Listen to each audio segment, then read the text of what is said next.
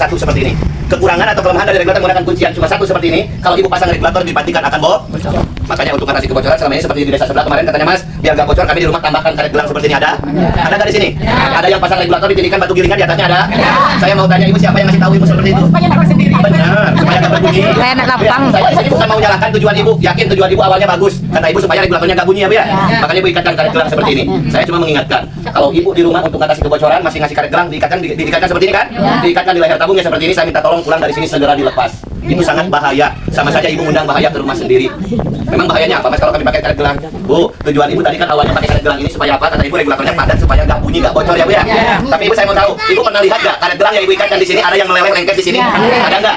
Pasti, nggak bisa dihindari. Kenapa Bu? Kalau nggak kasih panas, kalau kena karet otomatis akan meleleh lengket di sini. Saya tahu pendapat ibu. Kalau menurut ibu kalau misalkan karetnya nanti meleleh lengket di sini, regulator yang tadinya padat akan longgar lagi apa enggak?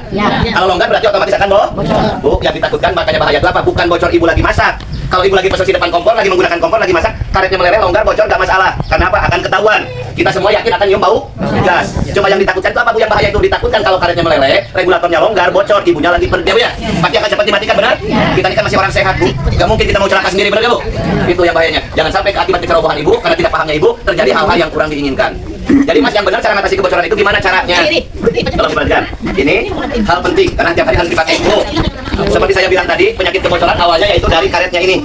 Jadi gimana Mas nanti karetnya itu kalau sudah tipis itu harus diganti? Harus diganti. Ya Bu ya. Tapi kalau ibu di rumah enggak, jadi lebih baik ibu nyimpan sendiri, benar Bu? Tapi kalau sekali waktu ibu kepepet gak punya cadangan, atau misalkan dia punya cadangan pun digonta-ganti masih bocor, dibolak-balik masih bocor, ibu gak perlu pusing. Boleh ibu tambahkan karet gelang seperti ini.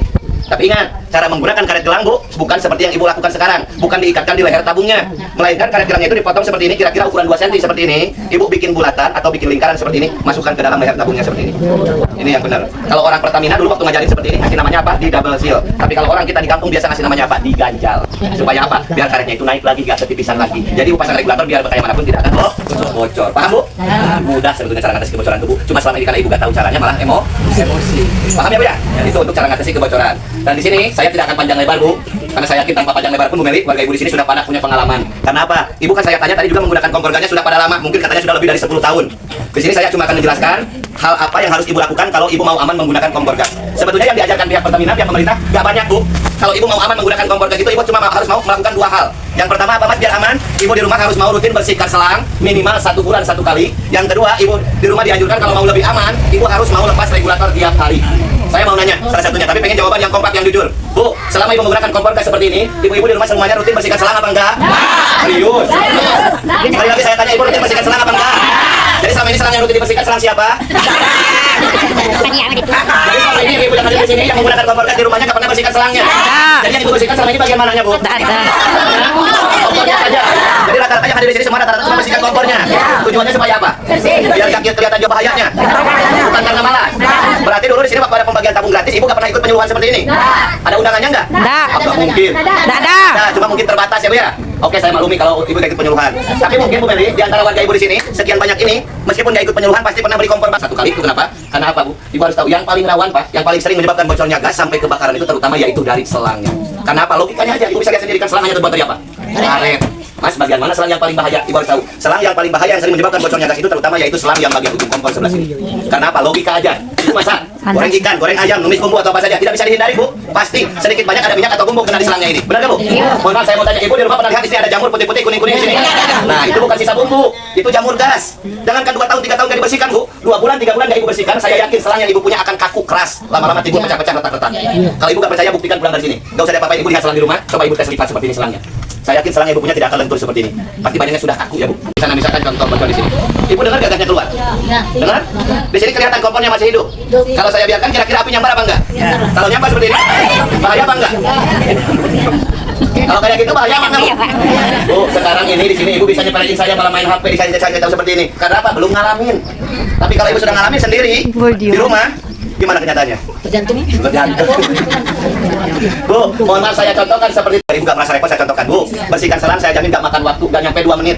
Saya jamin gak nyampe 5 menit Bu, 2 menit aja sudah bersih. Karena bersihkan selang itu mudah Bu Meli. Bukan harus direndam disikat kayak nyuci baju, bukan. Cukup ibu ambil kain lap basah, dilap seperti ini 3 kali, 4 kali lap saja sudah bersih selang ibu. Yang penting rutin. Utamakan selang yang bagian ujung karena apa? Yang paling sering menyebabkan bocornya gas, sering kena minyak panas itu terutama yaitu selang yang bagian ujung kompornya. Luarnya saja bu, dilap luarnya saja. Gak perlu dikorek-korek lubang dalamnya bu Mary, cukup dilap bagian luarnya saja. Paham ya bu? Apa bu? Ada pakai besi spiral, rajin bersihkan selang daripada kompornya. Kenapa bu? Ibu harus paham. Kompor ini mau berkarat bu, belepotan minyak, belepotan bumbu kayak manapun tidak akan menyebabkan bocornya gas apalagi sampai kebakaran. Tapi kalau selang terjadi pecah-pecah, retak-retak, ada lubang kecil saja gas keluar pasti akan menimbulkan bahaya. Cuma karena selama ini juga paham, kebalikannya yang bahaya di selang yang rutin dibersihkan malah kok. Benar kan?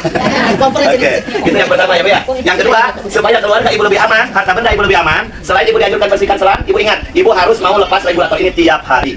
Saya mau tanya, ibu-ibu di sini di rumah regulatornya dilepas tiap hari apa enggak? Yang benar. Jadi ibu kapan lepas regulatornya? Kalau isi tabungnya habis aja, lalu dilepas. Semuanya kayak gitu. Jadi tadi sebelum datang ke sini ibu di rumah regulatornya dilepas apa enggak? Kalau dibilangkan ibu lagi apa sekarang di sini ibu di rumah ada kebocoran gas, bakal tahu apa enggak? Nah itu bahayanya. Oke, ingat bu, saya jelaskan. Mungkin ibu selama ini gak pernah lepas regulator itu sama kejadiannya seperti ibu gak pernah bersihkan selang. Bukan karena malas, tapi kebanyakan kurang paham bahayanya. Benar gak bu?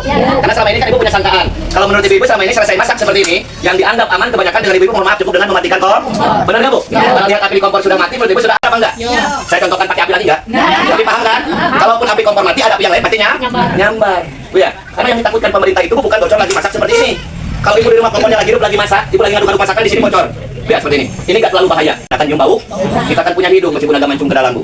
Saya yakin ibu di rumah semuanya lagi masak. Misalkan masakannya lagi nanggung aduk-aduk masakan, tiba-tiba nyium bau gas, pasti kompornya akan cepat dimatikan. Paling enggak regulatornya akan cepat dilepas. Benar nggak bu? Kalaupun ada kejadian, bu Mary tidak akan fatal. Karena apa? Cepat ketahuan, cepat diantisipasi. Kalau dia nanti habis Gimana bu? kalau dia gas yang habis Ada bau. Itu nggak bahaya bu. Nggak bahaya. Cuma apa?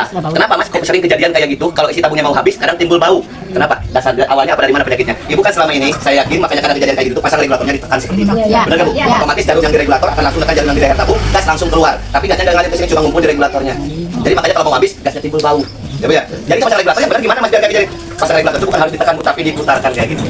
Diputarkan, pelan-pelan aja putarkan biar beratnya itu kunci dengan sendirinya baru kuncikan. Bukan harus ditekan-tekan, nggak perlu. Selain ibu cepat rusak regulatornya cepat longgar. Bu ya, itu kejadiannya. Ya bu ya. Paham bu? Tapi